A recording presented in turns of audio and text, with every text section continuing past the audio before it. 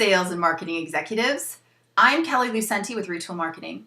I'm a brand strategist and I run a creative services, branding, and marketing agency out of Minneapolis. What are you doing on January 20th? I have been asked to come to your luncheon and actually speak. And the subject that I'm going to be speaking on is personal brand and the power personal brand has on how you are perceived to others, both in your personal and professional lives. Something that I wanted to share with you before I get there is the importance of personal brand and some of the things that I'm going to be sharing when I actually am there with you live on the 20th. Something recently came out by Forbes, a stat actually on personal brand, and I wanted to share it with you. They reported after doing a study that 15% of people have actually done work on their personal brand, and of that 15%, 5% are actually living it every day.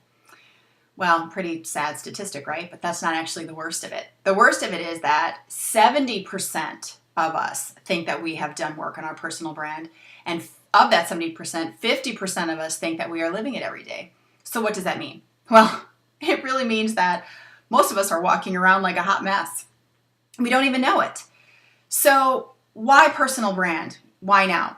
Well, believe it or not, you have influence over how you're perceived by your audience. Let me give you an example. So I would imagine that you feel pretty comfortable telling people what it is that you do for a living. That's great. Most of us can. But are you able to articulate what happens because of you? And more importantly, what you're known for? Most of us can't.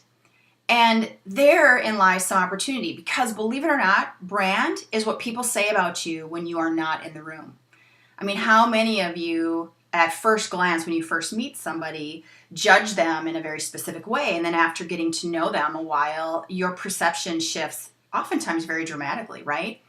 Well, if you don't do something about how you're perceived when you show up, other people are going to form their own opinion, and they are going to judge you according to their own devices. When in fact, what you can do is you can actually influence how that shows up, how you show up, and also how you're perceived.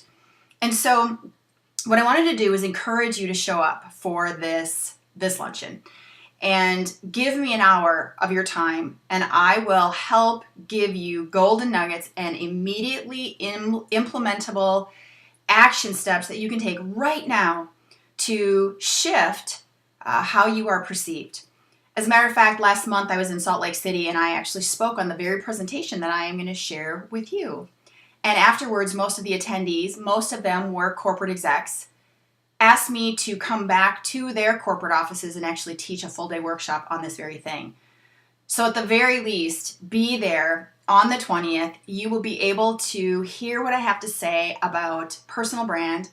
Bring your phones, sharpen your pencils, eat your Wheaties. We're going to cover a lot in this hour. I'm also going to be there beforehand and I'll stay a little after if you have questions. I just recently wrote a book on brand and the power of branding called Moology.